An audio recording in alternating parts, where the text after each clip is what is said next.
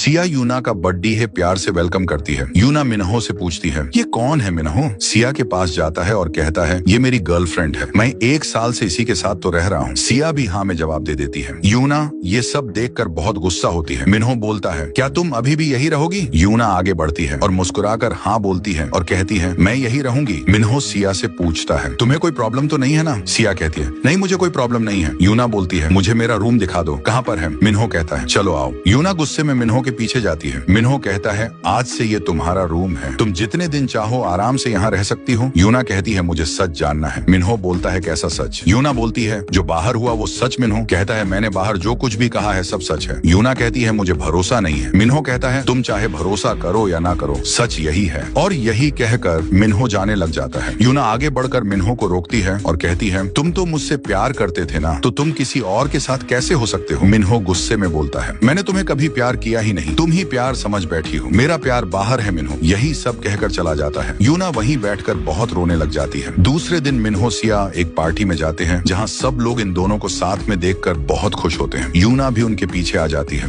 यूना दोनों को साथ में देखकर ड्रिंक करती है और फिर उनके पास से जाकर कुछ दूर जाकर बैठ जाती है। यूना उन दोनों को साथ में देख नहीं पा रही थी, इसीलिए वो बार बार ड्रिंक करती है। मिन्हो भी खूब सारी ड्रिंक करता है। यूना ड्रिंक कर ही रही होती है, तभी सिया उसे आकर रोक लेती है और कहती है, बस करो, बहुत पी लिया। यूना कहती है, मुझे पीने दो। लेकिन सिया जब देखती है कि यूना उसकी बात नहीं मान रही है तो उसके ले कर पानी में कूद जाती है। मिन्हो यूना को पानी में धिरता देखकर दौड़ता हुआ आता है और पानी में कूदकर यूना की जान बचाता है। फिर मिन्हो यूना को पानी से बाहर करता है और खुद भी बाहर आता है। मिन्हो यूना को तौलिए से ढक देता है और फिर उसके बाल पोंछता है। यूना उसे इस तरह करते देखकर बहुत खुश होती है और मिन्हो का हाथ पकड़ लेती है और कहती है, मुझे पता है तुम मुझे प्यार करते हो, लेकिन तुम कहते नहीं। मिन्हो कुछ देर के लिए चुप हो जाता है और फिर यूना से अपना हाथ छुड़वा कर लेता है। मिन्ही यूना से कहता है, तुम्हें गलत लगता है? यूना कहती है, ऐसा नहीं है। मिन्हो कहता है, बस करो, मैं तुम्हें समझा समझा कर थक चुका हूँ, मैं तुमसे प्यार नहीं करता, तुम बस मेरी जिम्मेदारी हो जो दादाजी ने मुझे दिया था, बस और कुछ नहीं है हमारे बीच। यूना कहती है, मैं बस तुम्हारी जिम्मेदारी हूँ ना, तो आज से तुम इससे आजाद हो, तुम्हें मेरी देखभाल करने कोई जरूरत नहीं है। यूना यही कहकर चली जाती है। सिया मिन्हो के पास आती है और कहती है, तुम्हें उसके साथ ऐसा नहीं करना चाहिए, तुम भी तो उसको पसंद करते हो ना? मिन्हो कहता है, मैं उसके लिए सही नहीं हूँ, वो अभी बच्ची है, इसीलिए वो मेरी बात समझ नहीं रही है। मिन्हो यूना के रूम के पास आता है। यूना को सोते देखकर वो उसके पास आता है। मिन्हो देखता है कि